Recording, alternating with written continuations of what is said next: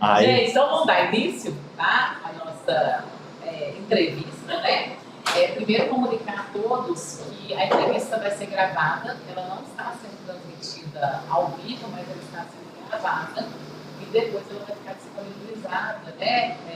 Lá está lá no regulamento, né? Que essa entrevista poderia ser gravada, ela vai ficar disponibilizada no site da NUT até a finalização da eleição, né? Da consulta paritária que termina na próxima terça-feira, tá? Então aqui agora eu vou ler os regulamentos da entrevista e depois passar a palavra dos candidatos, tá? Então eu, Camila, irei fazer a condução da entrevista em nome da Comissão de Pesquisa Paritária para a indicação da diretoria da Escola de Nutrição, gestão 2025 e 2029, nomeada pelo Conselho Departamental da Escola de Nutrição, nos termos do artigo 6º do Regulamento da Pesquisa Paritária, composta por mim e pelas professoras Érica Cardoso dos Reis, Silvana Mara, Luiz Turbino Ribeiro e Kelly Moreira Bezerra Gandra, os representantes discentes Edilson Edésio Antônio Lopes, do curso do CTA, e Larissa Mitral de Mendonça de Silva, do curso de Nutrição, e dos representantes dos TAs, Elisa Leonardo Ribeiro e Paulo Vitor Mendes de Azevedo. A entrevista foi estruturada e organizada e produzida por nós, da comissão, e ela será subdividida em 5 blocos distintos. No primeiro bloco, é essa apresentação das regras do debate que eu estou fazendo, seguida, né, da palavra inicial aí da chapa, né, da Joana e do Eric, que vai se apresentar e falar um pouquinho da carta proposta. Para isso, eles terão 10 minutos, tá? O segundo, terceiro e quarto bloco serão os blocos relacionados às perguntas que foram enviadas, né, por meio do formulário que nós deixamos disponíveis até ontem. A gente avaliou as perguntas previamente, que era um dos critérios, para ver se não tinha nada que não respeitasse as questões éticas. E segundo a nossa avaliação, nada foi encontrado, né, que tenha algum desacordo aí com as questões éticas estabelecidas pelo regulamento, tá?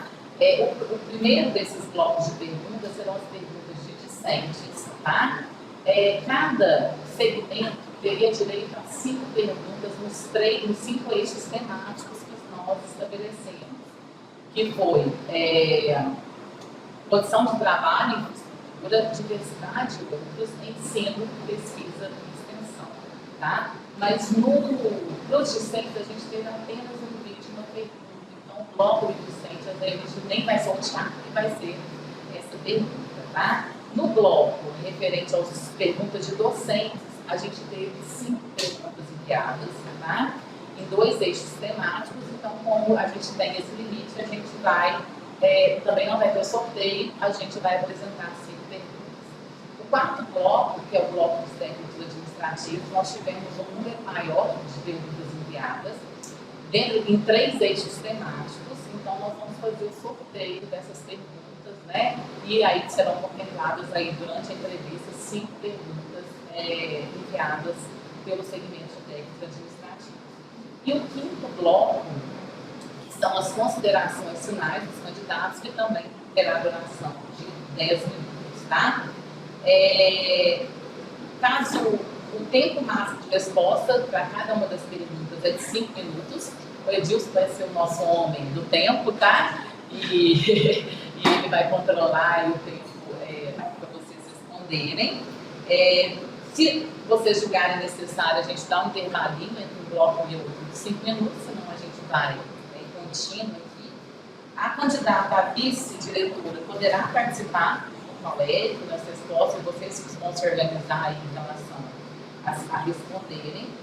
E se for necessário, a Comissão de Recurso Especial e Ética poderá ser acionada a qualquer momento pelos organizadores, pelo mediador ou pela chapa, a fim de avaliar situações que necessitem de intervenção durante o transcorrer da entrevista. A gente acredita que vai ser super tranquilo, não só por questões de protocolo, tá? Então, compete a nós, organizadores da entrevista, ler as regras, né, antes de qualquer pronunciamento, interromper a chapa caso tenha excedido o tempo de fala, consultar a Comissão Especial de Recursos de ética sempre que houver necessidade e manter a ordem e seguir a estrutura da entrevista definida e divulgada previamente. Compete aos candidatos respeitar o tempo limite de respostas, organizar quanto às falas, seguir a estrutura da entrevista definida e divulgada previamente e ter o compromisso de fazer uma entrevista líquida. Em casos omissos, serão avaliados pela comissão de pesquisa paritária. Dito isso, inicia a nossa entrevista, passando a palavra para os candidatos, a diretora Érica Neves Ornelas e a candidata, a vice-diretora Joana Ferreira do Amaral. E a partir de agora, vocês têm 10 minutos para se apresentarem. Bom, então, gente, primeiramente agradecer o trabalho da comissão paritária, né? A gente sabe que no meio de todas as atribuições que a gente tem no dia a dia aí, receber mais uma compromete, né, a questão de abrir mão de algumas coisas. Então, agradecer, né, em nome da Camila como presidente, mas toda a comissão paritária aí, para que a gente possa fazer um bom trabalho durante toda essa etapa aí, tá? E agradecer aí para a gente poder, né, é um momento que a gente tem de partilhar um pouco daquilo que a gente tem como pensamento para a escola, né, e de esclarecer um pouco do que a gente pensa em relação ao futuro da escola aí nesses próximos 4 anos. Bom, vou começar com a apresentação, acho que individual, acho que todo mundo, né, a gente tem uma escola pequena e tal, mas acho que é importante a gente conhecer um pouquinho do histórico de cada um, né, então, somente a parte dos estudantes, né, às vezes não conhece a gente mais de perto, mas meu nome é Érica Ornelas Neves, né? Sou formado em técnico de laticínios, engenheiro de alimentos e tenho mestrado e doutorado na área de ciência e tecnologia de alimentos. Me formei em Viçosa e na Cândido Tostas, em Juiz de Fora. Durante o período, atuei, né, na indústria por volta de 7 anos e depois, né, fiz meu doutorado em conjunto com o trabalho e acabei entrando na universidade, primeiramente lá na UFSJ, durante aí 3 anos, fui professor lá e depois vim para cá.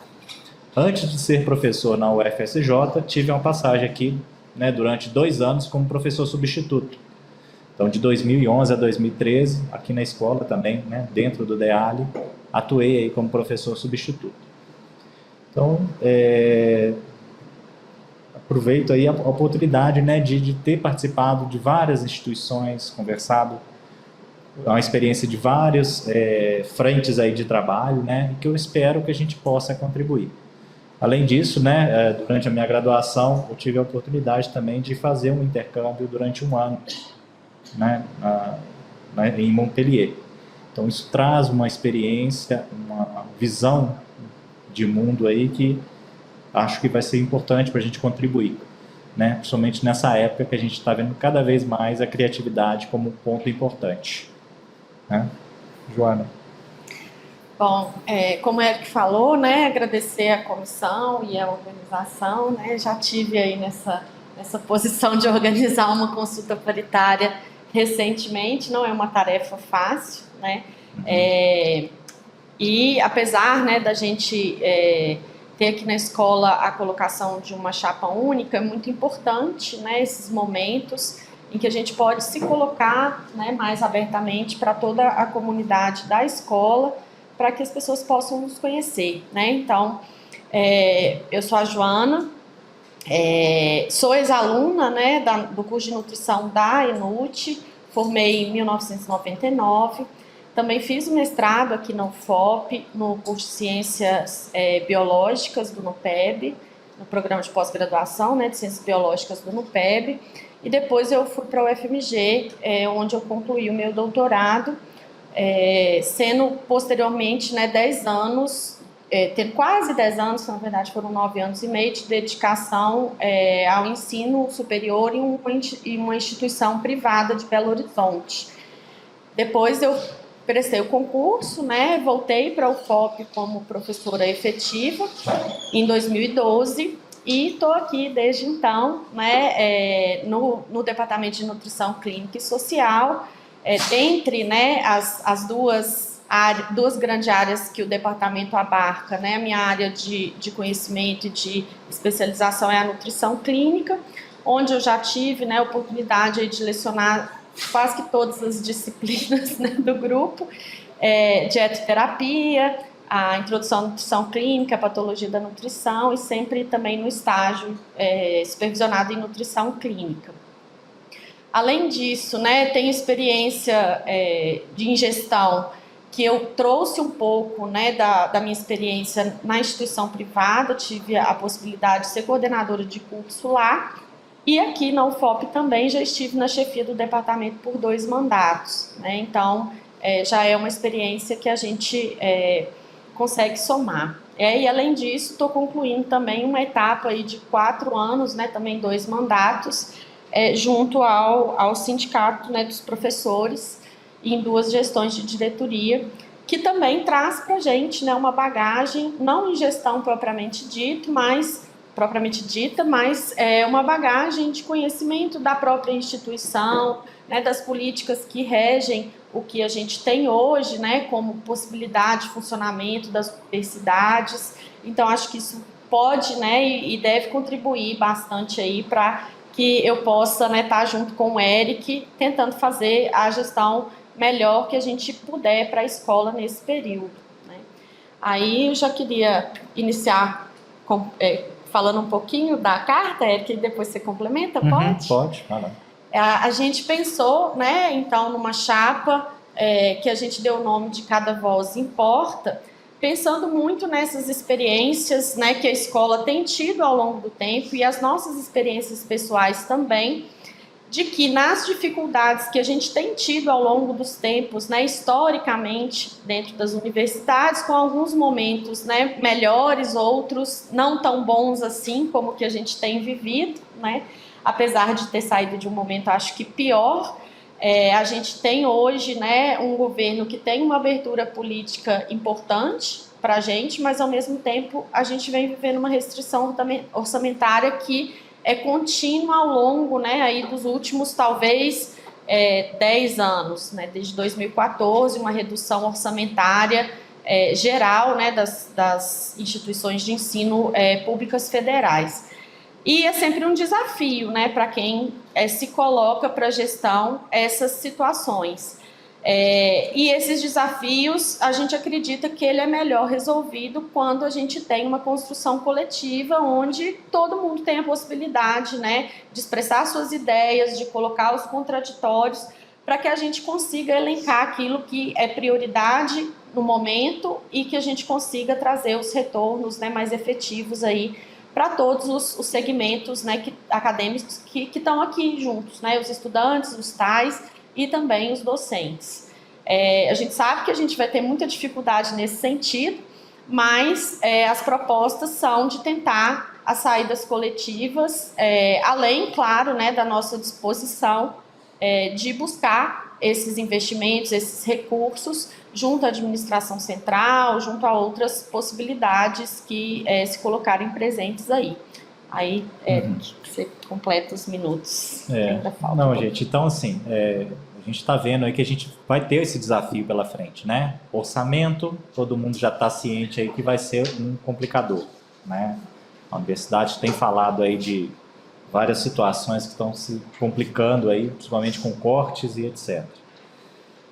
Então, criatividade e planejamento vão ser pontos fundamentais para a gente pensar, né? E não adianta a gente planejar pontualmente ou parcialmente, a gente vai precisar de todo mundo. Então, os estudantes, estudantes nós estamos falando da turma da nutrição, da turma da ciência e tecnologia de alimentos, da turma da pós-graduação em saúde e nutrição. Precisamos dos técnicos, precisamos dos professores e precisamos também dos terceirizados. Somos todos parte da mesma escola. E se a gente não der as mãos agora nesse momento de dificuldade, a gente não vai conseguir passar de forma positiva. Então, precisamos construir essa coletividade para a gente continuar nos organizando e fazendo melhor, né? Sabemos aí que cada vez mais a gente tem trâmites burocráticos vindo e a gente tem que pensar em formas de otimizar esse processo. E isso vai ser uma conversa, né? O que eu posso reduzir aqui e ganhar ali, tá? A ideia nossa é que a gente possa produzir mais, ser mais efetivo, ter mais contato com a comunidade e fornecer o que a gente tem como meta, que é justamente trazer um ensino de qualidade para todos que estão aqui. Bom? Bem, então nós vamos passar agora para o nosso segundo bloco, que é o bloco de perguntas, né, do segmento discente. No caso, a gente só tem uma pergunta, então a gente não precisa fazer o sorteio. Discente.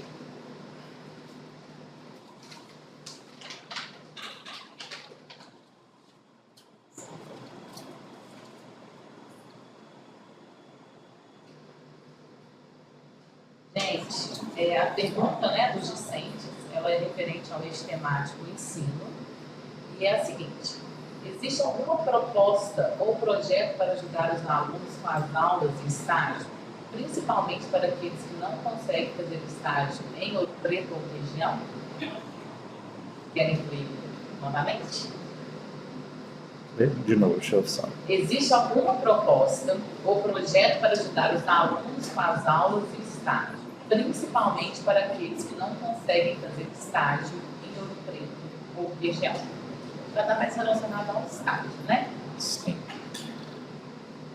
Bom, nós podemos começar? Sim, pode estar contando. Bom, com relação ao estágio, né, ele é uma atribuição muito vinculada ao colegiado e à matriz curricular. Nós temos duas realidades a ser pensadas aí, tanto do curso de Ciência e Tecnologia de Alimentos, quanto de Nutrição. Bom, pensando numa realidade do curso de Ciência e Tecnologia de Alimentos, o que existe dentro do curso de Ciência e Tecnologia de Alimentos que busca otimizar esse processo de estágio? A matriz 3, a matriz curricular 3, ela vem justamente no sentido de dar a oportunidade do estudante fazer esse estágio fora. O que foi pensado nesse sentido? E aí é uma construção não só da diretoria, mas do núcleo docente estruturante do colegiado. É que, uma vez que a gente tem disciplinas no último período do curso de Ciência e Tecnologia de Alimentos, que são à distância, isso possibilita sim, né, que o estudante esteja vinculado à instituição, que é uma prerrogativa quando a gente está falando de estágio, né, e ele possa trabalhar, fazer estágio fora, né. A gente viu que com a pandemia, por exemplo, a gente teve vários pontos negativos, né, que a gente não vai ressaltar aqui. Mas alguns estudantes aproveitaram esse fato, né, e conseguiram fazer estágios em locais distantes, em São Paulo, né, região de Minas inteira, no Rio.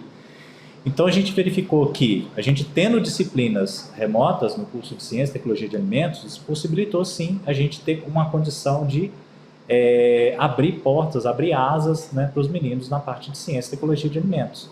Então, apoiar essa situação dentro do curso de Ciência e Tecnologia de Alimentos possibilita, sim, aprimorar esse estágio. Agora, com relação à busca, né, hoje o estágio da Ciência e Tecnologia de Alimentos é voltada muito para uma busca dos meninos, né? A gente não tem uma estrutura aqui. Mas caso haja alguém com dificuldade de buscar, né, existe um coordenador de estágio que auxilia nesse processo também. Wanda, você quer falar um pouco da nutrição? Posso falar, né?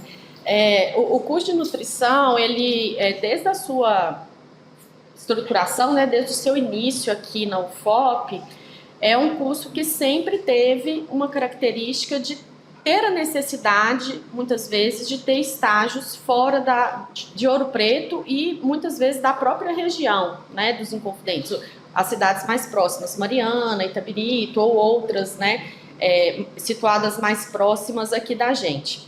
Essa é uma característica do curso, né, porque a gente tem uma diretriz curricular que exige uma carga horária de estágio bastante elevada, que esse estágio ele seja supervisionado, né, por docentes, orientados por docentes e supervisionado localmente por profissionais, e que também exige uma série de características desses locais para receber os estudantes.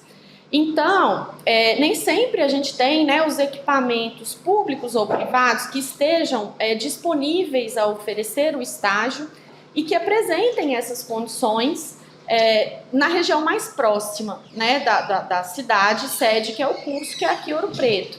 Então, a gente sempre teve a necessidade de colocar os estudantes em outras localidades, né, para além de Ouro Preto, de Mariana e de cidades mais próximas aqui da gente. Essa necessidade, né, ela sempre foi muito construída pela escola no sentido de um apoio, né, ou uma condição para que esse estudante possa realizar o estágio, ela seja fornecida. Então, em vários momentos, a gente já teve várias formas de que isso aconteceu e, atualmente, o que a gente tem é uma possibilidade de um auxílio, né, de remuneração, para que esse estudante possa arcar com despesas, né, de moradia, de transporte e de alimentação enquanto ele estiver cursando esse estágio fora da cidade. Mas mais do que isso, né, a gente tem tido, ao longo do tempo, um aumento das vagas na nossa região e a gente tem buscado ativamente isso dentro do curso, não só o colegiado, como os coordenadores de estágio.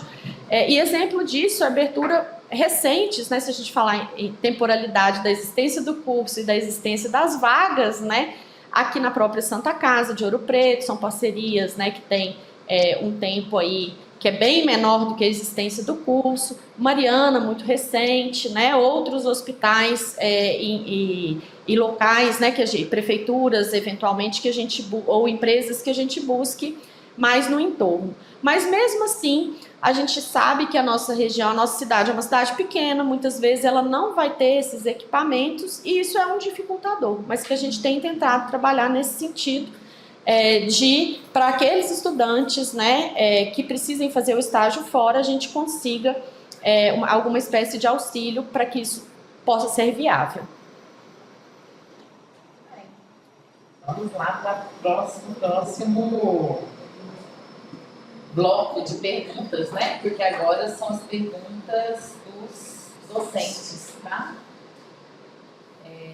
Então, a pergunta dos docentes, eu vou colocar aleatório, tá? Os docentes, eles tiveram perguntas em 2 eixos temáticos, que são os eixos de condições de trabalho, infraestrutura, e o eixo de diversidade e outros, tá? E a gente vai pegar aqui aleatório mesmo, já são 5, a gente não precisa ficar sorteando, pode ser? Pode. Vai ser meio que no sorteio, mas aleatório.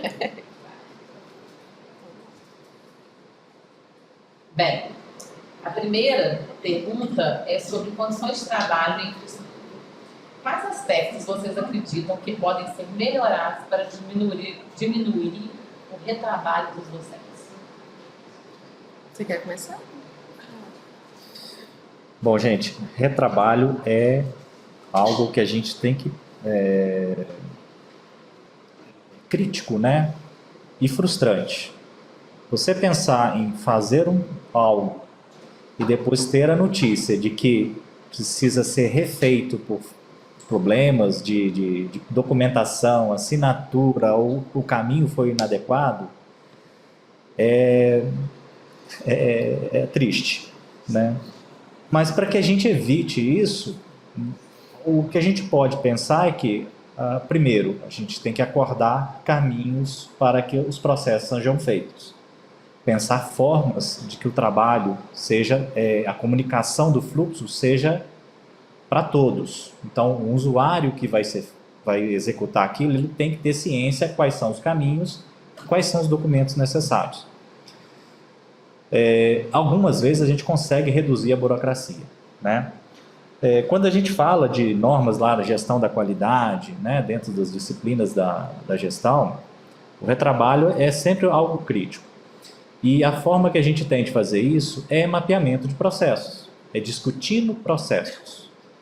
Uma vez que você pega um processo, coloca ele no papel e discute com todos os atores, fica muito claro aonde estão os pontos e os gargalos. Então, fazer o mapeamento dos processos, instruções de trabalho, auxiliam muito na questão da otimização. Pode parecer uma burocracia inicialmente, pode parecer algo que seja desnecessário, só uma pilha de papel.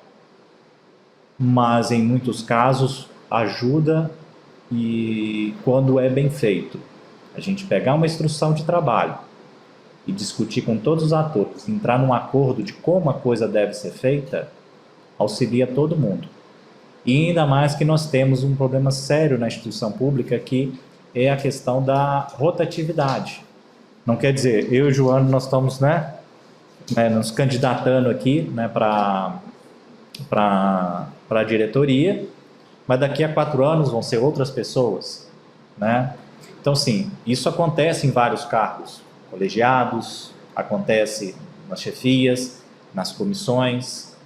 Então, a gente ter uma conversa e que esses fluxos tomem corpo é importantíssimo para a gente evitar esse retrabalho, tá? Por mais que em algumas situações a gente fala assim, o pessoal não lê a instrução, né? Tem essa dificuldade, mas é a partir dela que a gente consegue otimizar todo o processo que a gente tem aqui, né? E até pensar em desburocratizar o que realmente é necessário, o que se precisa ser feito, tá? Então, é uma situação que é importante da gente evitar esses retrabalhos aí. Eu acho que é muito assim no sentido que o Eric coloca, né? Vou tentar responder a pergunta sobre a perspectiva docente, né? Que foi de onde veio a pergunta.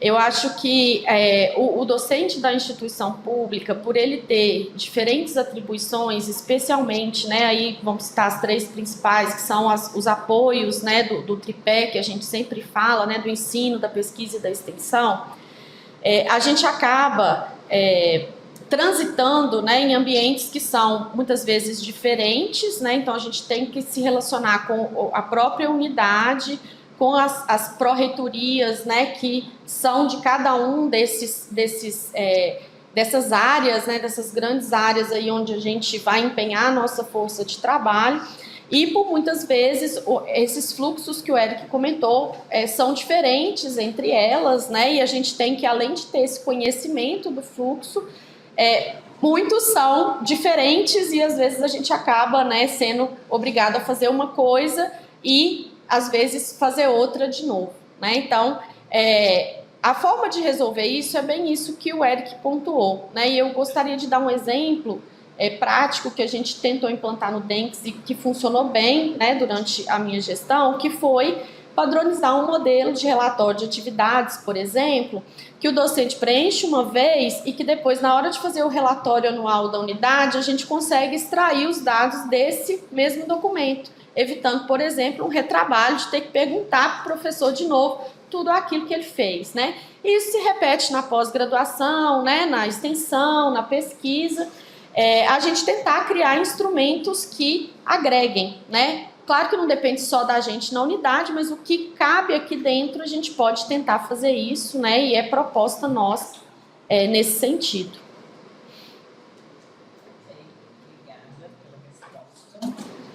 Vamos lá para o próximo.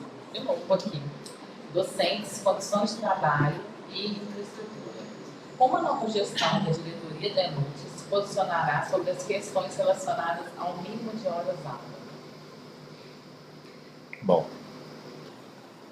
Começa aí, Bom, o que acontece? Há uma legislação que nos obriga a ter um mínimo de 8 horas aula. Ponto. A legislação obriga a gente dentro dessa situação. O que a gente tem que entender como horas de trabalho ali? Essas horas aulas são graduação, pós-graduação. Agora, quanto de uma, quanto de outra, isso é uma discussão importante de ser feita, né? A gente tinha até debateu um pouco sobre isso, né, João? A situação é o seguinte: quando um professor é contratado, ele é contratado em função da graduação e ele tem uma especialidade. E depois ele tem que atuar na pós-graduação e aí ele amplia a sua carga de trabalho, né?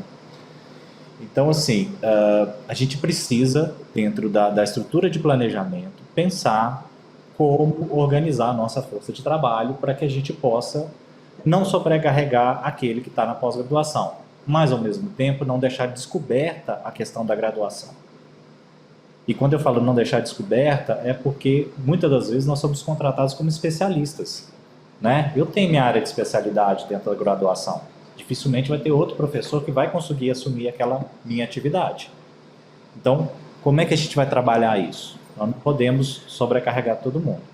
Então, é um planejamento que precisa ser fechado, sim, com os departamentos, né?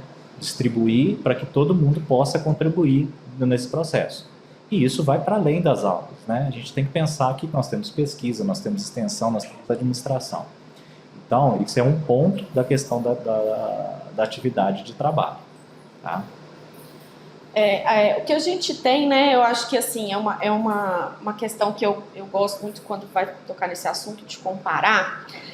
A nossa carga horária aqui, como professor, né, do magistério superior, ela não tem uma legislação tão especificada, né, nacionalmente falando, como, por exemplo, a educação básica tem, né, que tem os cargos com X horas, tantos por cento dessas horas são horas de planejamento e etc., que é uma legislação muito mais detalhada, né, do que a nossa.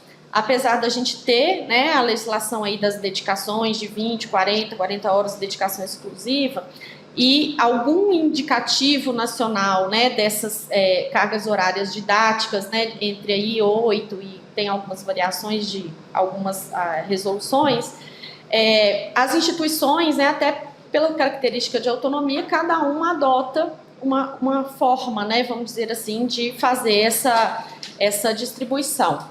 E o que acontece é que a resolução que a UFOP tem é uma resolução bastante antiga e que a gente vê que hoje ela não consegue atender a demanda, né? Porque quando ela foi instituída, a gente tinha um número muito pequeno, por exemplo, de cursos de pós-graduação. Então, a gente tinha uma demanda muito pequena, né, de horas de ensino para pós-graduação.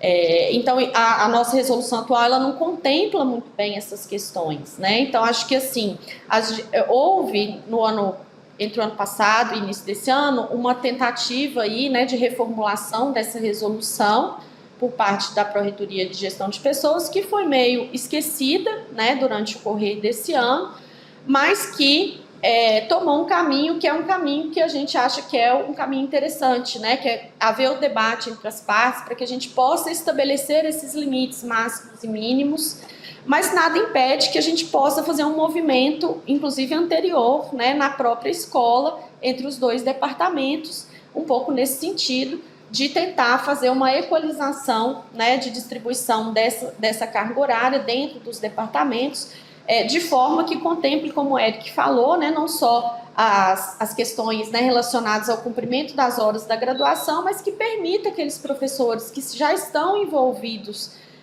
com carga horária, com o ensino da pós-graduação, que eles possam ter, né, um limite de trabalho dentro dessa atividade, porque a gente sabe que existem outras dentro das nossas 40 horas, e que ele não seja extremamente penalizado, né, também pelo fato de estar, né, nos dois níveis, né, de ensino. Então, isso é um fator importante que a gente pode tentar construir, né, como proposta, ferramentas internas nossas que depois a gente ajuste, né, para essa nova resolução, que provavelmente deve vir aí ao longo do tempo, né, a resolução mais geral da universidade como um todo.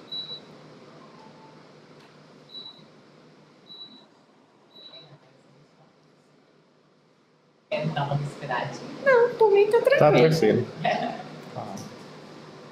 Pode ir, tocar. De novo, condições de trabalho e estrutura. Parece até que eu estou pegando de propósito. Em relação aos espaços de convivência que a atual diretoria buscou implementar, vocês darão continuidade junto à administração superior para a sua implementação? Exemplo, projetos de jardinagem. Bom, gente, quando a gente fala de espaço de convivência, é algo que a gente tem que primar aqui, né? A gente, lógico, nós somos uma instituição pública, temos como foco o ensino, mas mais do que isso, não adianta a gente ter um local de trabalho se a gente não tiver um ambiente adequado de trabalho. E isso passa pelas condições, tanto de um móvel, né, com boa ergonomia, com a questão de uma estrutura adequada, né, com temperatura adequada, quanto os espaços próprios de convivência. A gente precisa trazer locais de convivência, locais onde a gente possa interagir, para que a gente possa realmente construir redes de contato, redes de trabalho, né? É às vezes na conversa do cafezinho, né, que às vezes as coisas surgem ideias, surgem sugestões. E isso não é uma premissa só daqui, né? Vários locais a gente tem visto isso, né? Próprias empresas privadas têm incentivado esse ambiente mais acolhedor, né? Mais criativo, para permitir justamente com que a gente tenha, né, uma ampliação das possibilidades, né? A gente, como já falou, a criatividade vai ser ponto fundamental. Então, o espaço de convívio que seja adequado à nossa realidade, que possibilite esse contato de um com o outro, é fundamental para que a gente cresça e crie mais, produza mais. Então, não é simplesmente algo só ilustrativo. A gente precisa de um bom local de trabalho para poder produzir adequadamente. Então, os espaços, o jardim faz parte disso, a estrutura da universidade faz parte disso. Esse é um ponto, né, que eu acho muito fundamental, e acho que assim, né, as diretorias anteriores daí têm trabalhado muito nesse aspecto, né, arduamente. A gente viu muitas melhorias, inclusive, né, durante a pandemia a gente teve a reforma aí do hall, isso é muito importante para essa melhoria, mas a gente sabe também, né, que a estrutura da UFOP como um todo é uma estrutura que nunca privilegiou esse ambiente, né, de convivência interna.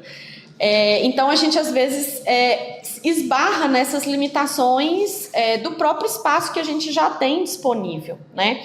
E além disso, a gente tem a questão, entra aí uma dificuldade da questão orçamentária, né? Porque o espaço de convivência a priori, né, ele vai ter uma prioridade menor do que outras demandas de infraestrutura, de manutenção, que eventualmente, né, sempre a gente está tendo, né? Então, se a gente for pensar aqui na escola, né, a gente tem a questão crônica aí dos telhados, que na verdade não é só o prédio da escola, né, o FOP como um todo. Mas principalmente, né, por esses últimos 4 anos aí, todas essas andanças que a gente fez, né, pelo sindicato nas várias unidades, né, claro que a gente vê unidades que já são um pouco mais favorecidas do ponto de vista da infraestrutura para criar esses espaços de convívio, mas o que eu vejo aqui na escola, o potencial vem muito mais das pessoas, especialmente porque a gente é uma das unidades que mais conseguiu recuperar a ocupação do espaço depois da pandemia. É uma das unidades, né? Eu tive a oportunidade de ver isso de várias formas aí durante esses últimos anos. É uma das unidades que mais a gente vê a presença do aluno, a presença do docente e a presença do técnico administrativo nos corredores. É uma unidade que se a gente chega aqui qualquer hora, a gente encontra com as pessoas, né? E isso já é um passo importante. Então, óbvio, né, que a gente quer dar continuidade, dentro dos limites orçamentários, a gente vai tentar, né, tem pontos dentro da carta que especificam isso, né?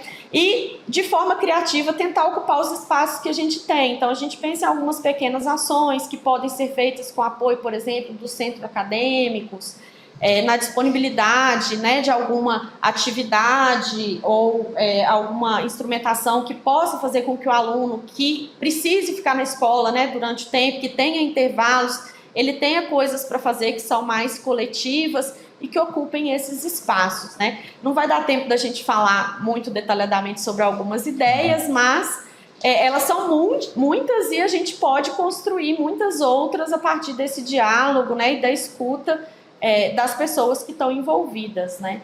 Então, incentivar os cafés e outros espaços claro que está na nossa ideia e na nossa carta-programa também.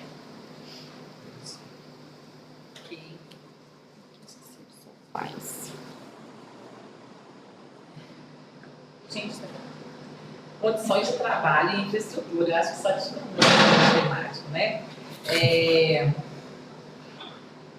Vocês pretendem montar uma nova cantina? Faz muita falta, né, Lúcio?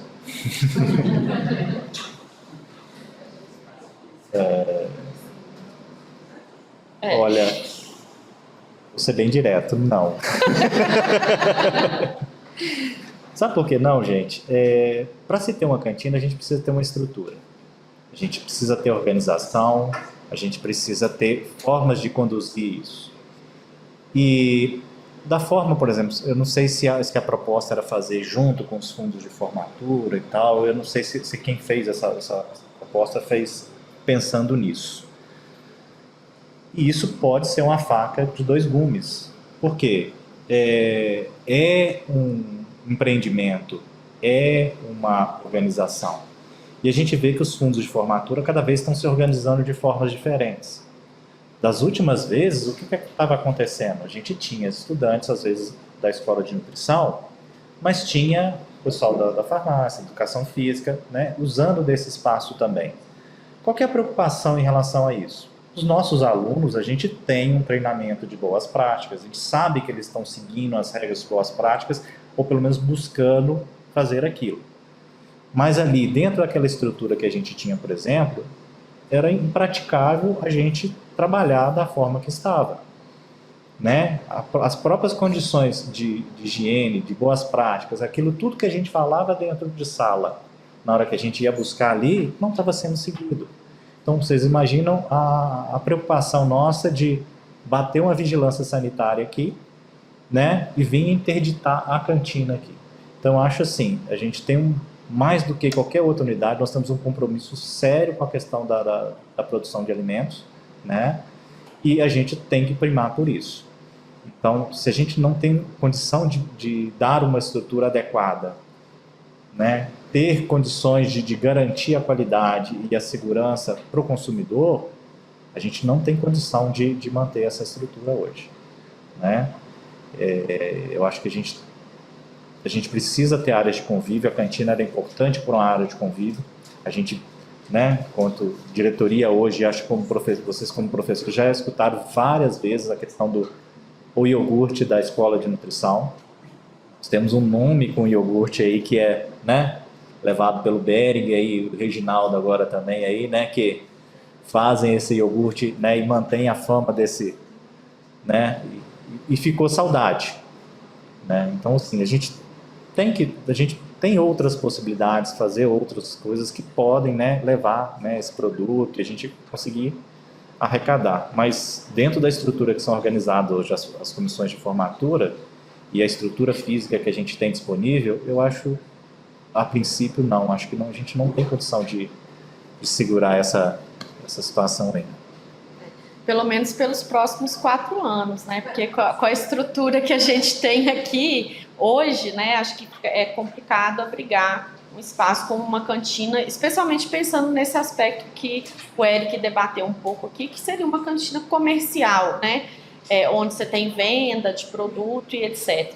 Eu acho que uma opção do ponto de vista, né, de infraestrutura e de convívio e condições, né, vamos dizer assim, melhoria das condições das relações humanas entre nós, é a gente tentar espaços comuns onde, de repente, a gente possa ter compartilhamento, né, de alguns lanches ou que as pessoas tenham lugar para trazer e guardar, né, e em determinados momentos que a gente pode combinar, né, os horários, os intervalos onde a gente possa se encontrar para trocar uma ideia, dar uma relaxada, né, antes de retomar aí o trabalho, a aula e etc.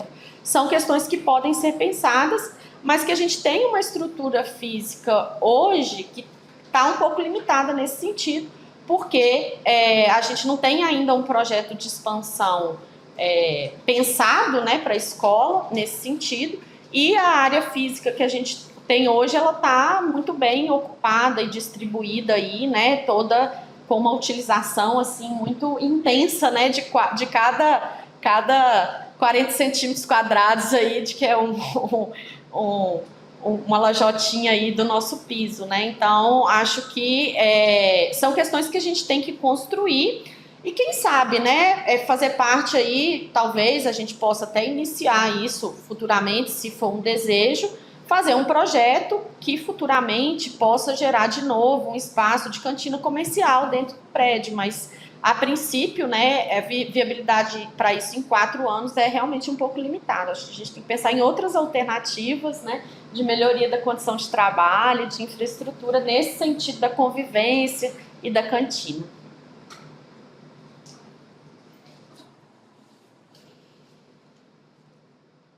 Não foi de propósito, mas ficou por último. A única pergunta fora do eixo, né, de infraestrutura, que é a diversidade de outras. Vocês entendem e apoiariam nas discussões futuras que a hora-aula é toda a ação e iniciativa docente para integrar a carga horária total dos docentes na graduação e pós-graduação, incluindo os componentes curriculares e toda atividade de formação? Na verdade, isso aqui vem como outros, né? Mas talvez se encaixaria aí em... Você repete para mim, tá?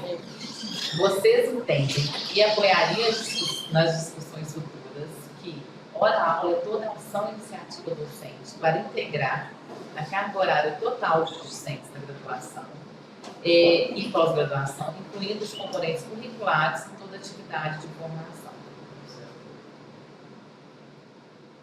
Vocês querem ler? Não, eu entendi, acho que eu entendi a pergunta. Vou partir do pressuposto que essa pergunta, ela se refere àquela hora, né, que a gente trabalha, que não é diretamente dentro da sala de aula, mas que inclui percurso formativo, né, para o aluno.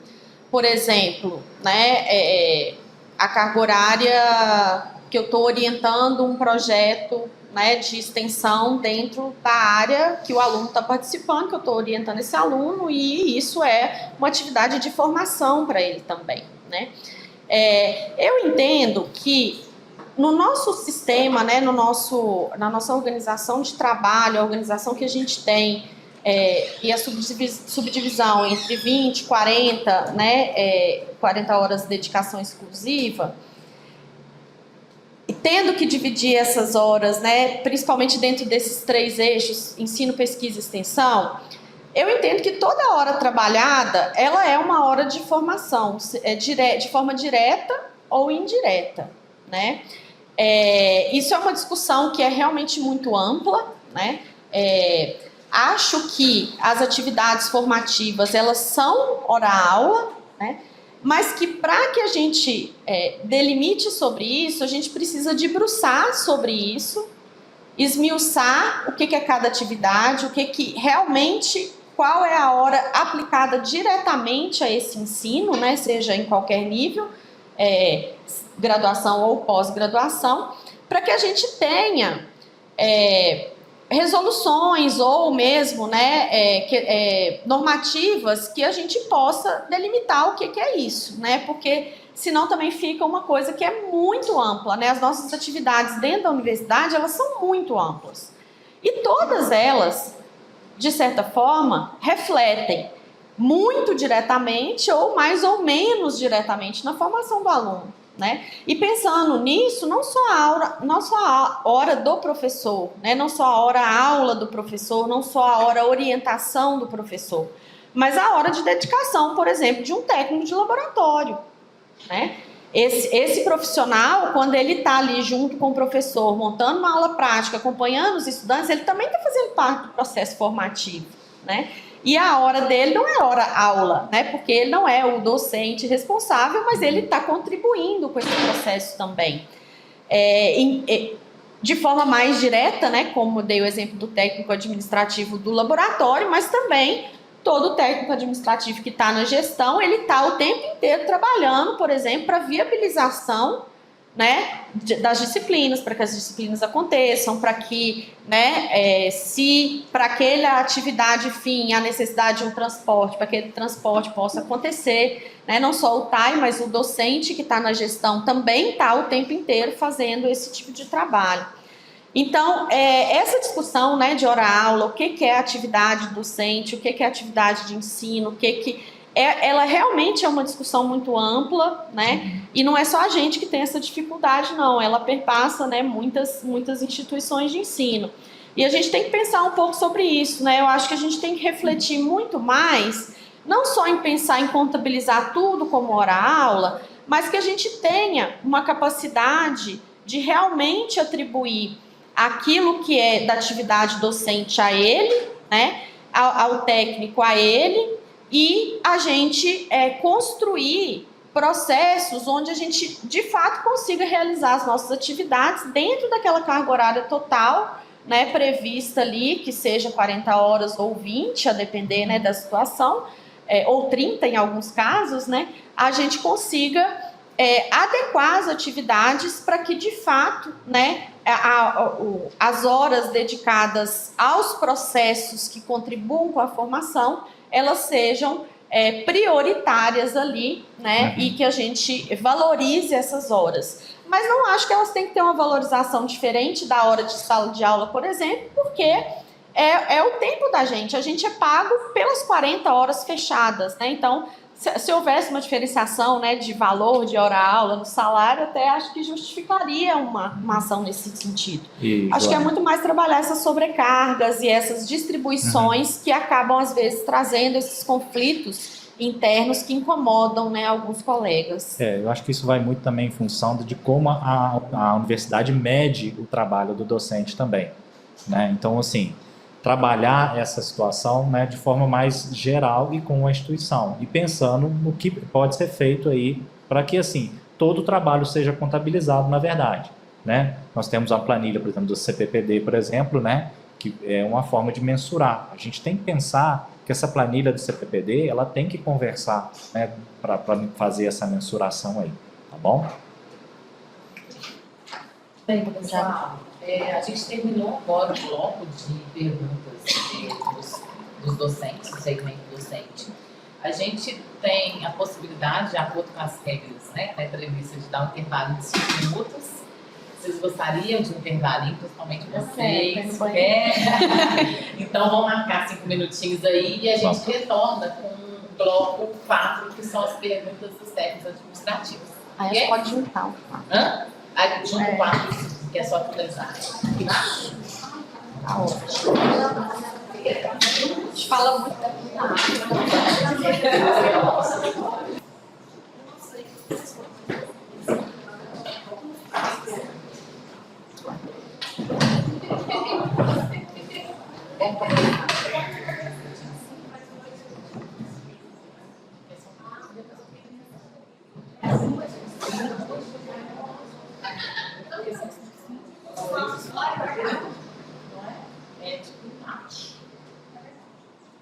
Qual coisa tem mais perguntas?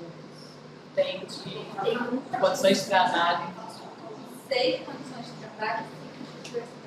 Tira mais dos que tem mais também. Nós vamos tirar 2 de cada uma das outras e a gente ensina o pessoal. Depois a gente passa. Oi? A gente passa. Tá, beleza. Qualquer coisa a gente faz um documento, responde, manda por e-mail, né? Então vamos voltar. Muita gente não voltou. Eu não sei se não voltou porque não quer voltar ou não voltou porque ainda não deu tempo. Deixa aí. Podemos, né? Podemos começar. Gente, então, dando sequência aqui à nossa entrevista, a gente entra no 4º bloco, onde a gente tem as perguntas, né, dos segmentos técnicos administrativos. Nesse segmento, nós recebemos 12 perguntas, sendo que uma no eixo de ensino, 6 no eixo de condições de trabalho e infraestrutura e 5 no eixo de diversidade e outras. Então, nós vamos fazer o seguinte, nós vamos fazer a única pergunta sobre ensino, nós vamos fazer 2 sobre condições de trabalho e infraestrutura e 2 sobre diversidade e outras. Mas depois os candidatos terão acesso a todas as perguntas, caso queiram respondê-las em outro momento, tá? Então, nós vamos começar pela de ensino, que é a única.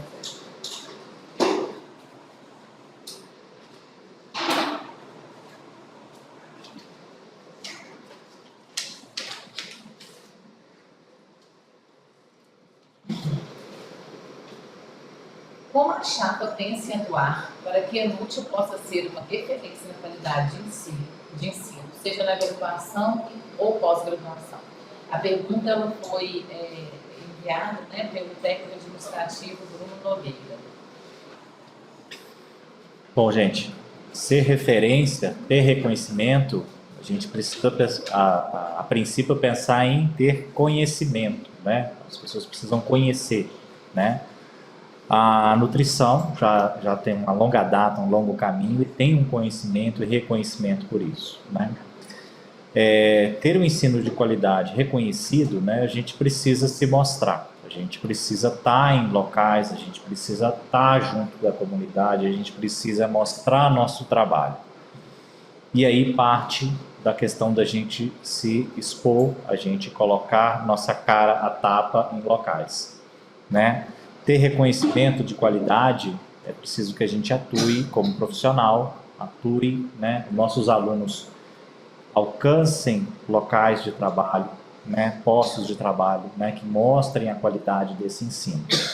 Então, nossa primeira carta, vamos dizer assim, para pensar no ensino de qualidade, é ter alunos, né, com um ensino de qualidade e que possibilitem eles, né, ter empregabilidade, ter um bom trabalho. Pensar também na questão de reconhecimento dos trabalhos de pós-graduação, a gente precisa ter reconhecimento das instituições. As instituições precisam reconhecer o trabalho que está sendo feito aqui. E para isso a gente precisa estar lá fora.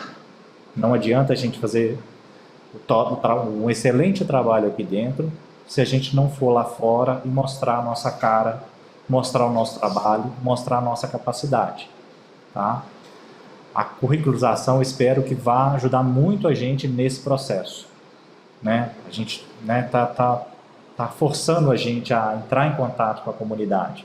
E isso, no caso da graduação. E na caso da pós também, né, cada vez mais os órgãos têm falado dessa questão da interação. Então, falar no ensino de qualidade, falar em reconhecimento, é a gente ter uma boa estrutura aqui, ter bons trabalhos, juntar esforços para que a gente possa mostrar o nosso trabalho lá fora, né? Cada vez mais a questão de investimento está crítica, né? Nós precisamos conseguir recursos aí, mas a parte orçamentária está defasada, está sendo uma situação crítica. Mas fazer trabalhos em conjunto permite que a gente possa ir mais longe. Então, trabalhar em conjunto para que a gente possa ir, né, trabalhar, mostrar a nossa cara em outros locais. Congressos, artigos de revista, trabalhos em outras comunidades, não só aqui dentro dos Inconfidentes, né? E a gente precisa abarcar isso aí, precisa buscar isso aí. Complementando, né, então, a pergunta, né, eu penso que qualidade de formação, né, seja ela na graduação ou na pós, ela perpassa algumas questões que são básicas, assim, que são importantes. Primeiro é a qualificação, né, do corpo docente envolvido no processo e hoje também a qualificação do corpo técnico. E eu acho que esse fator a gente tem, né? A escola hoje tem um corpo docente que é extremamente qualificado, acho que 100%, né, tá em 40 horas DE, imagino, não acho que não tem ninguém, até onde eu saiba, né, que não está nesse regime. E a gente tem, ao longo dos anos, visto, então, o crescimento, né, desses atores, né, a questão humana da formação, melhorando cada vez mais, né? Nossos tais também são tais que são extremamente qualificados, seja do ponto de vista administrativo ou de laboratório. Eu acho que isso contribui demais. Mas a gente esbarra em algumas questões, né, que são mais limitantes do ponto de vista, por exemplo, da infraestrutura, né? Acho que, por exemplo, para pós-graduação e mesmo para graduação, a gente tem alguns gargalos, como, por exemplo, manutenção de equipamento, compra de equipamentos, né, mais modernos e mais recentes, essa própria relação, né, dos estágios e das atividades práticas, né, dos estudantes, para que eles ganhem essa experiência mesmo durante a formação, para que a gente tenha essa continuidade. E também uma integração, né, tanto da graduação com a pós-graduação, para que os estudantes da pós-graduação possam, né, ajudar na formação da graduação. Então, eu acho que esses são pontos, né, que são mais críticos e que a gente tem que estar atento, né, dentro das limitações orçamentárias que a gente já tem, a gente sabe que vai enfrentar nos próximos 4 anos, para a gente tomar decisões, né, mais qualificadas e que a gente consiga manter e melhorar essa qualidade do ensino que a gente vem ofertando aqui na escola. Vamos para a segunda pergunta, e agora nós vamos fazer a primeira pergunta em relação a condições de trabalho e infraestruturas. Então, das 6 perguntas enviadas, eu vou sortear, tá? Tá bem.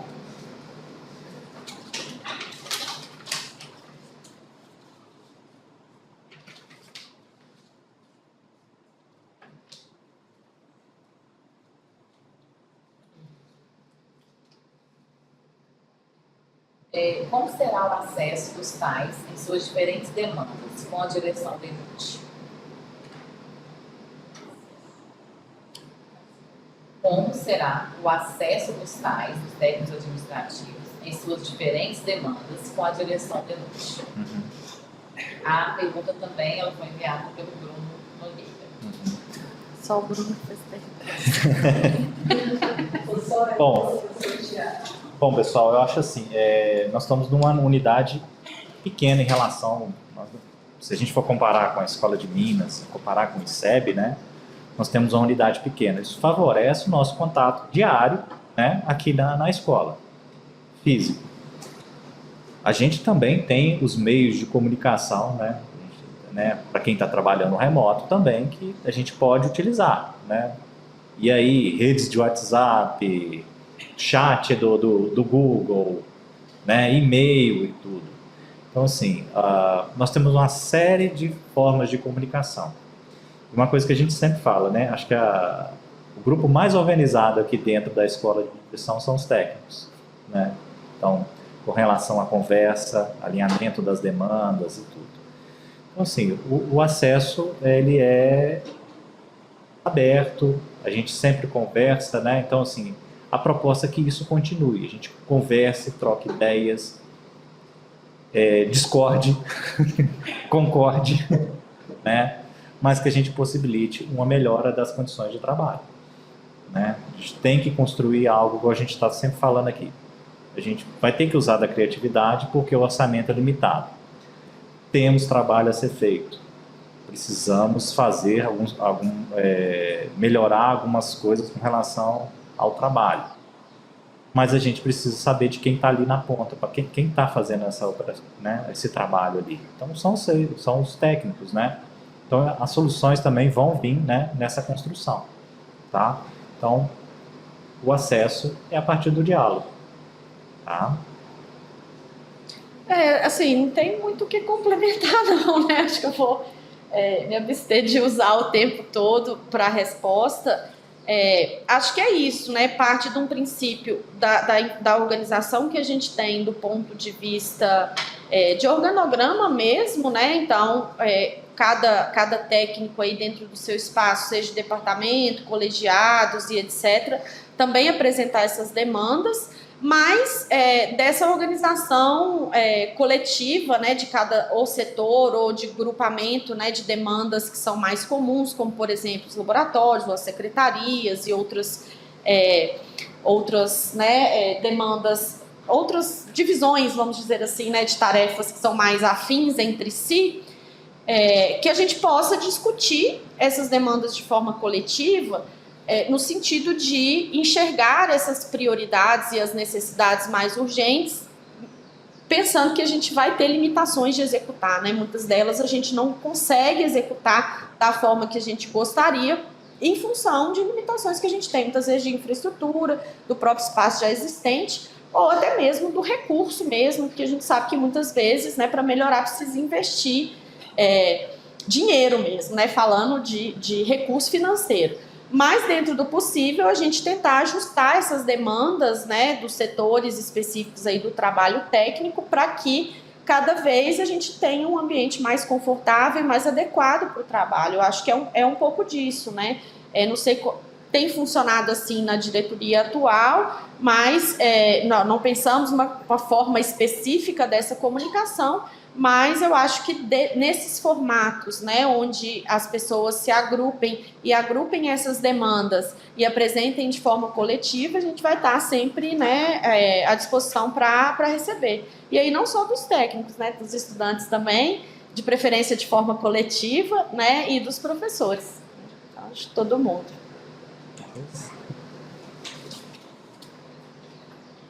Bruno, de novo, não. Mais uma pergunta para o Bruno. Não é possível.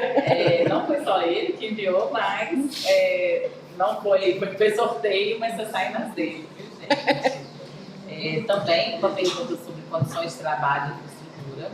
Qual a importância dos tais hoje no DENUT para o desenvolvimento de uma boa gestão? Bom, gente, a gente trabalha em parceria, né? Não tem uma mesa sem as suas pernas, né? E a gente, né, não existe trabalho sem estudante, não existe trabalho sem docente, sem técnico e sem terceirizado aqui. Hoje a gente sempre fala, né? A qualificação dos técnicos que a gente tem hoje, né, é muito diferente do que a gente viu alguns anos atrás, né? Nós temos técnicos que cada vez mais estão buscando uma formação, né? A gente tem visto aí, boa parte tem um mestrado, alguns já têm o doutorado. Então, assim, trabalhar com uma equipe qualificada é para poucos. E isso a gente tem aqui, né? Então, buscar essa qualificação que vocês já buscaram e estão buscando, né, faz com que a gente tenha uma responsabilidade com relação a dar subsídio com que a gente possa fazer melhor, né? Fazer mais trabalhos, né? Usar, vamos dizer, ter esse recurso de uma mão de obra mais qualificada para que possa atuar em diferentes frentes. Cada vez mais a gente tem visto na universidade os técnicos assumindo mais responsabilidades no sentido de locais onde eles não se viam. Por exemplo, a gente tem a situação de própria chefia de departamento, né? A gente não tinha histórico disso na universidade e hoje a gente está vendo os técnicos assumirem essa responsabilidade. E isso é muito produtivo, é muito legal que isso esteja acontecendo, né? A coordenação de laboratório também, que era algo que não acontecia no passado, hoje está acontecendo. E isso em função dessa qualificação e dessa senso de pertencimento. Para se candidatar, para se pôr nessa posição, é porque sabe que é da responsabilidade que é exigida e sabe da capacidade que cada técnico tem aqui. Então, cada vez mais a gente tem visto essa situação. Acho, né, que daqui para frente, né, dentro das possibilidades, aí lógico que a gente tem vários técnicos, né, buscando doutorado e tudo, e isso acaba limitando um pouco da atuação, mas a extensão vai precisar da atuação desses técnicos e acho que participar desses projetos, participar de bancas, a gente tem no curso de alimentos também os técnicos participando dessas bancas, isso ajuda a gente a ter um ensino de melhor qualidade. Então, assim, a gente vê cada vez mais os técnicos, né, sendo mais importantes, né, mais presentes naquilo que a gente vê que é a atividade fim da instituição. Eu acho que é isso, né? Assim, a gente experimenta ao longo dos anos essa qualificação, os tais, né? Eu percebo isso, assim, na minha trajetória dentro da UFOP, né? Que foi distanciada uns anos que eu não estava aqui, mas os técnicos, né, com quem eu convivi, alguns estão aí até hoje, né? Mas a maioria desenvolvia a parte técnica mesmo, né? Muito mais do laboratório ou da parte de gestão, sem uma contribuição mais efetiva do ponto de vista de tomada de decisão, e esse perfil vem mudando ao longo do tempo. Apesar de que dentro do departamento, né, desde quando eu era aluna, sempre existiu o Lelinho, que sempre foi esse técnico, né, qualificado e que sempre contribuiu com questões diretas formativas aí, né, dos estudantes na graduação, né, foi coordenador de estágio por muito tempo, né, então é um exemplo pioneiro aí, né, que inspira um pouco. E eu acho que é isso mesmo, né, cada vez mais a gente ter uma força de trabalho qualificada junto, ela qualifica o ensino e até a gente complementa, né, aquela pergunta de como melhorar ainda mais a formação dos estudantes. Eu acho que é isso, né, a gente ter os técnicos em posição, né, de tomadas de decisão é muito importante, porque a gente traz também aspectos mais diversos, né, para aquelas decisões e para aqueles locais. Não só do ponto de vista de ligação direta com o ensino, mas dentro da própria gestão, né? Eu acho que isso é fundamental. E abrir esse espaço, e permitir esse espaço para que o corpo técnico ele cresça e possa contribuir, né, mais, não digo mais em mais quantidade de trabalho, mas em um trabalho mais qualificado, é muito bom, né? Porque todo mundo ganha, não só o próprio técnico que vai ter essa retribuição, porque ele está se qualificando, porque ele está assumindo essas posições, mas para a formação dos estudantes, né? Para o ensino, para a pesquisa e para a extensão, a gente vai ver o reflexo disso também. Então, acho que é fundamental incentivar, né, esse espaço e esse crescimento do corpo técnico dentro da escola. Então, nós vamos dentro, né, desses eventos de técnicos administrativos, a gente vai para o último bloquinho de perguntas, que é o bloco de diversidade e outros. A gente também teve nesse eixo temático, nós tivemos 5 perguntas enviadas e delas também eu vou sortear 2. Do Bruno, possível. Vamos lá. Pronto. Sacode esse pacote. Balança o saco. Ai, gente, Balança o saco. Eu vou voltar pra cá, vocês são feios, tá, gente? Quais os pontos mais importantes que os levaram a candidatura à direção de seria encaixado em outros, né? Uhum. Vai lá, Os Eric. pontos mais importantes. Ô, gente, olha, o trabalho da diretoria, ele passa, né, pela questão de a gente organizar as atividades, a gente buscar formas de fazer melhor. Então, dentro dessa situação, por que a gente está se candidatando? Por que a gente está aqui, né, se propondo a ser vidraça, né, numa situação que vocês sabem que trabalho administrativo é um trabalho, né, que exige muito da gente e exige muita conversa. Acho que é um momento onde a gente pode contribuir dentro da instituição. Vai ser um momento de desafio, vai ser um momento complicado, mas acredito que seja também um momento, pelo menos eu e Joana, né, podemos contribuir aí dentro da estrutura que nós já conhecemos, da experiência que nós já temos. Então, por que contribuir agora? Por que a gente está se lançando como candidato? É porque a gente quer que tudo que a gente está construindo nesse período todo, né, a gente possa concretizar. Aquelas ações que ainda não foram concretizadas, a gente possa continuar esse trabalho. Você sabe muito bem que a gente tem a questão da acessibilidade, que a gente é um trabalho de longo tempo, uma demanda grande, a gente quer que isso seja concretizado, né? A gente tem a questão do ambiente de trabalho, a gente sabe que tem algumas coisas que precisam melhorar, a questão da organização do próprio trabalho. Então, dar continuidade a algumas ações e buscar algo que a gente possa construir um futuro, é o que motiva a gente. Trazer um futuro melhor. A gente constrói agora para que lá na frente a gente possa ter algo, né, mais importante aí. E doação. É buscar se doar, né, para que a gente possa ter algo lá na frente e a gente tenha reconhecimento, a gente possa trabalhar melhor, possa ser melhor no trabalho, né? E a gente tem esses meninos ganhando asas aí, né? Então, isso é o que motiva aí. Não é muito diferente, né? Acho que a minha perspectiva, assim, eu sempre fui uma pessoa de me expor, né? Acho que, assim, nunca fui diferente disso, desde a época da graduação, sempre que eu tenho um espaço, né, para me movimentar nesse sentido de buscar soluções, de construir soluções e de dialogar de construir sobre ideias, né? São espaços que eu gosto de ocupar desde sempre.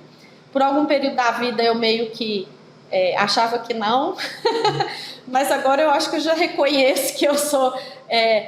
eu não posso falar que eu sou muito boa, não, mas eu acho que eu sou razoavelmente boa, né, nesse aspecto.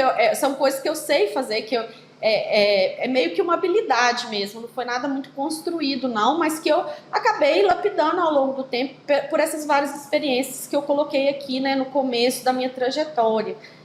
De estar à frente, né, de lugares e de momentos e de ter essa característica. Então, assim, quando o Eric, né, veio me procurar, eu confesso que por alguns momentos eu pensei em não aceitar, porque eu vivi 4 anos na chefia, né, 2 mandatos, realmente é bom, mas ao mesmo tempo a gente acaba deixando outras coisas que a gente gosta de fazer, né, um pouco de lado.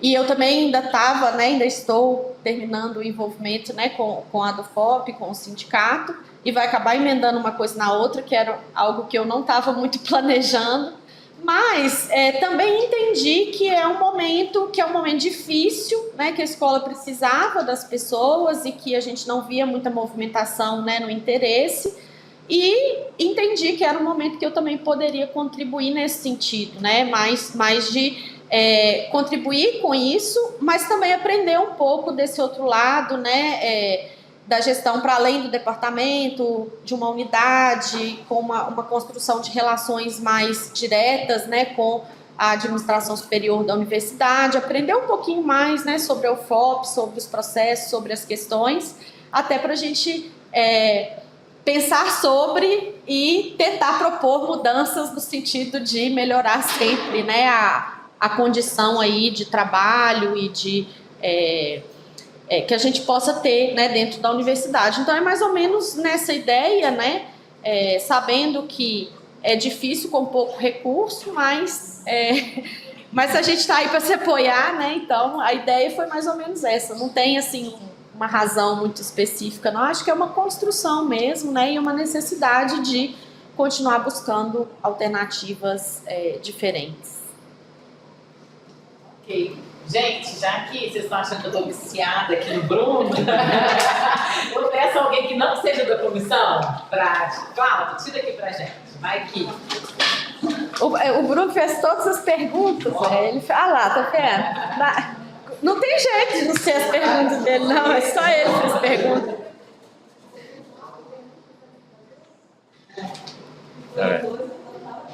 Pois é.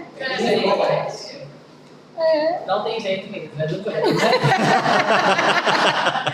A gente responde a de vocês depois, tá?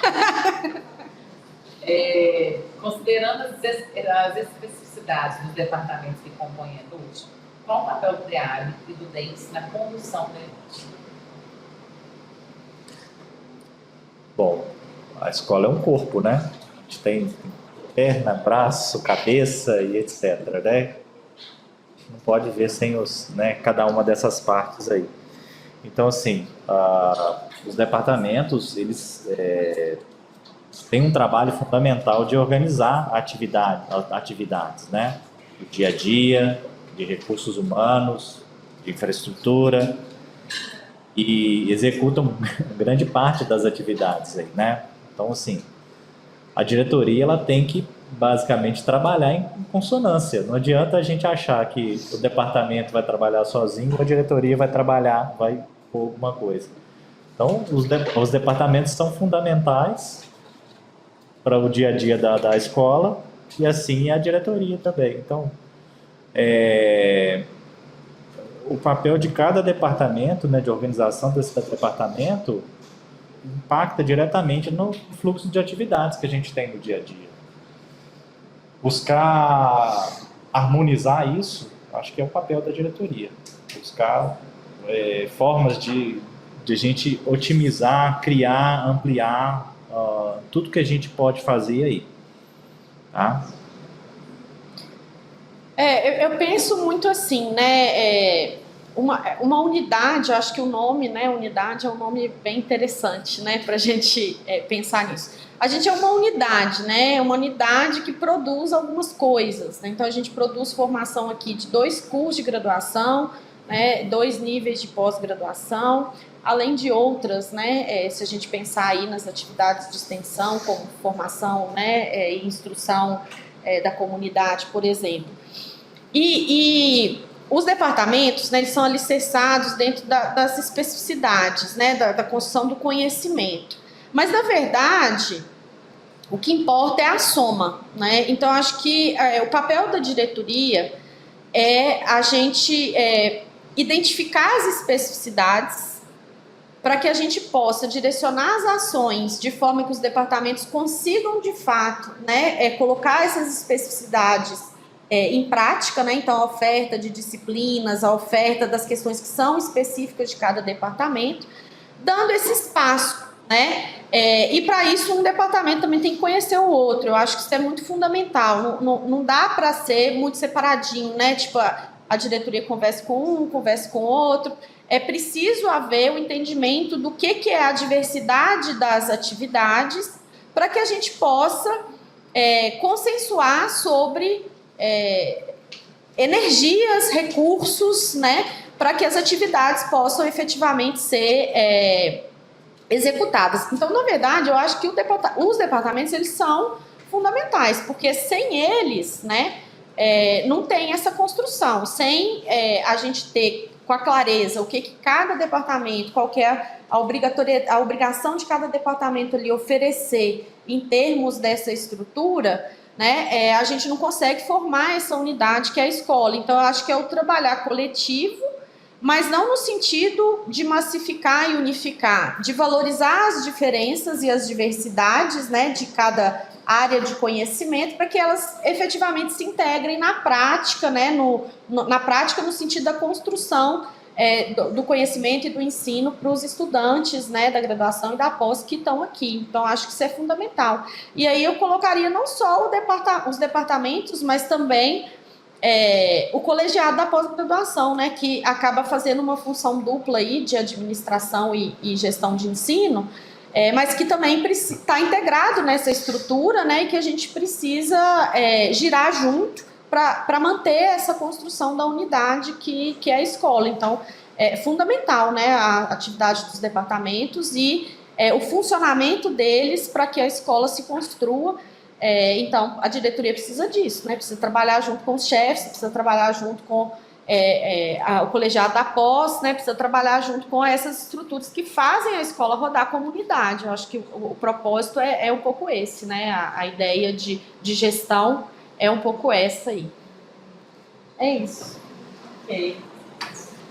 Gente, nós terminamos, então, o 4º bloco. Todas as perguntas que seriam, né, os blocos de perguntas, a gente encerra aqui, mas todas as perguntas, elas estão aqui, né, e elas vão ser enviadas para vocês também. A gente pode enviar por e-mail também a planilha lá que nós baixamos no Google Forms, tá? Para que vocês tenham acesso. Eu já fui pontuando aqui as que foram respondidas, tá? Para que vocês tenham acesso e no momento oportuno, se quiserem responder, podem responder também. Conhecer também quais são aí as demandas, tá? Para a gente fechar agora, a gente vai para o 5º bloco. Eu acho que agora dispensa a gente o intervalo, né? Que é rapidinho. Que é o bloco de encerramento, onde a chapa ela tem 10 minutinhos aí para fazer as considerações finais que julgarem aí pertinente. Bom, gente, então a primeira coisa que a gente queria fazer é convidar vocês, né, para a votação no dia 2 e 3 de dezembro. Né? Apesar de ser chapa única, a gente precisa de representatividade nesse processo, precisamos de apoio. Né?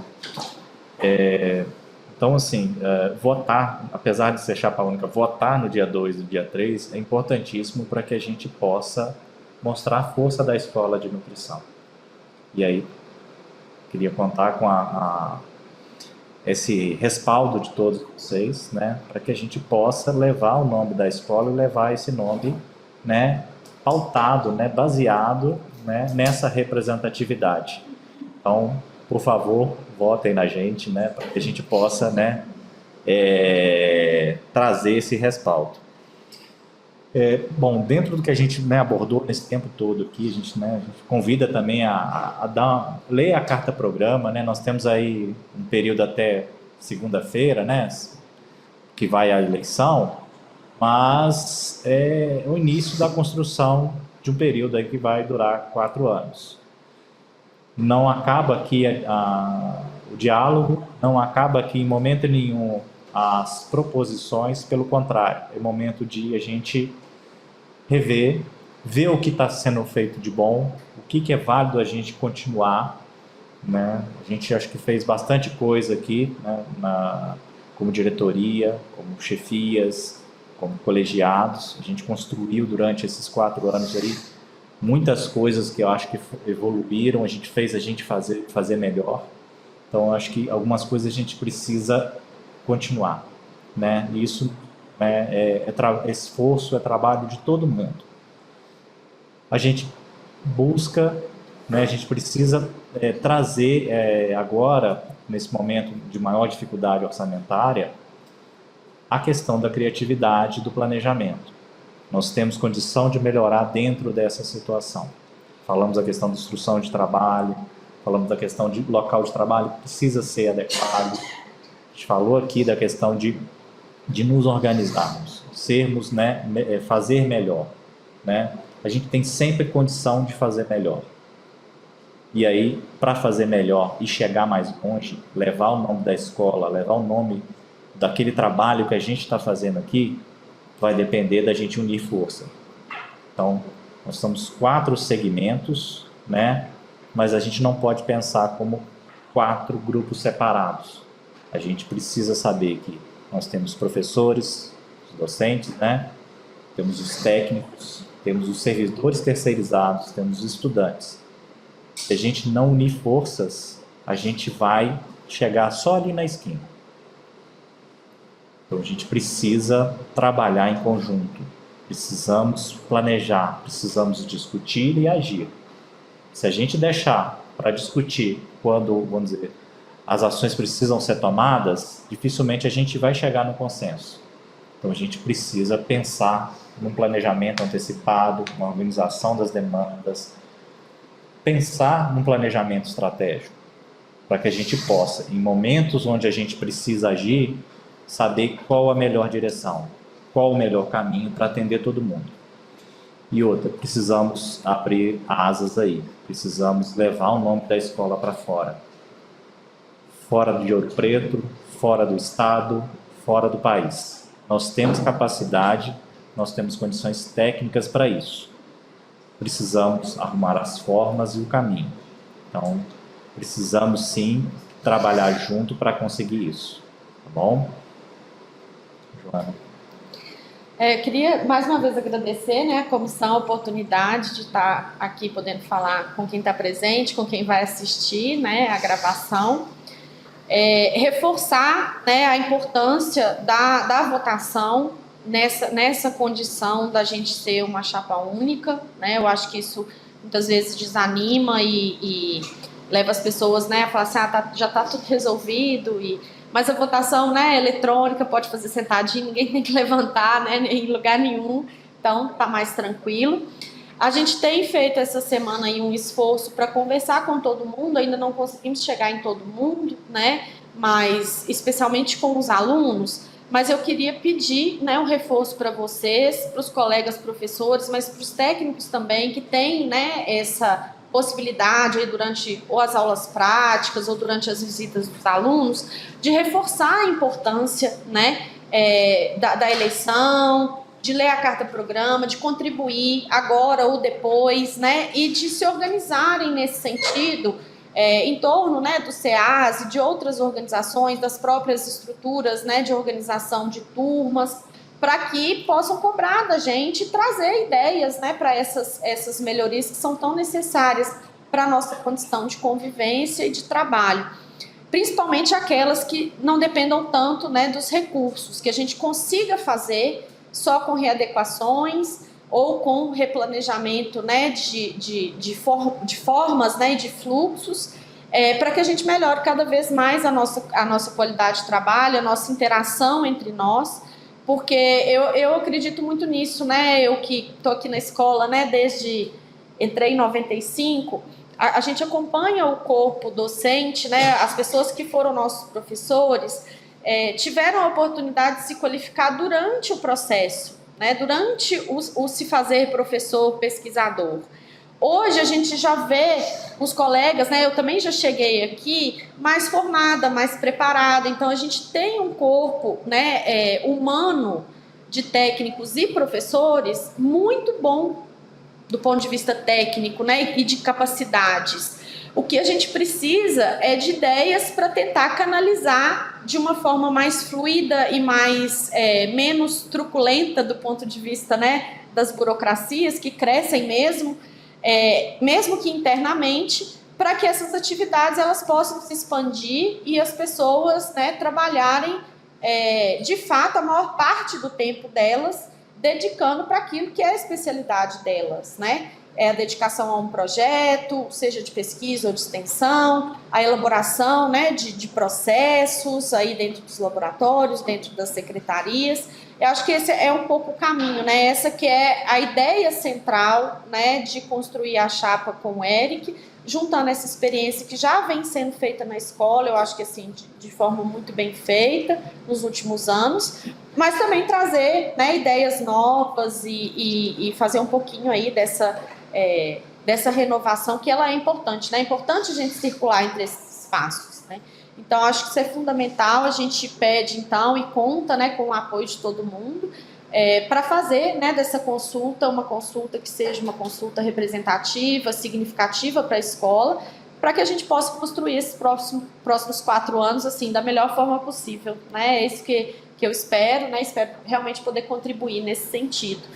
E, mais uma vez, agradecer a comissão, a presença de todos aqui, né? E pedir, mais uma vez, esse reforço aí nas salas de aula, nos laboratórios, entre os colegas, para que a gente, né, na semana que vem, tenha uma votação expressiva, uma participação expressiva, né, no processo, e a gente conclua ele com êxito, né, para que a gente ganhe esse gás aí, essa potência para os próximos 4 anos. É isso aí, obrigada.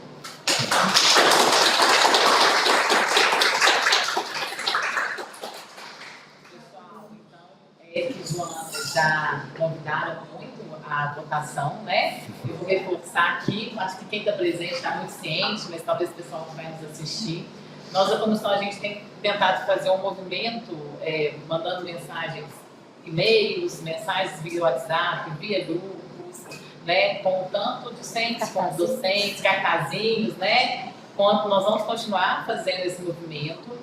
Lembrando que a votação ela é totalmente online, então tem a urna, né, online, que o NTI que é responsável por preparar e conduzir esse processo eleitoral, então isso extrapola a gente aqui, né, a gente tem uma comissão com o Leonel junto ao NTI, né, que é responsável por isso, e começa segunda-feira de manhã, 8 horas, se eu não me engano, e fecha na terça-feira às 17 horas.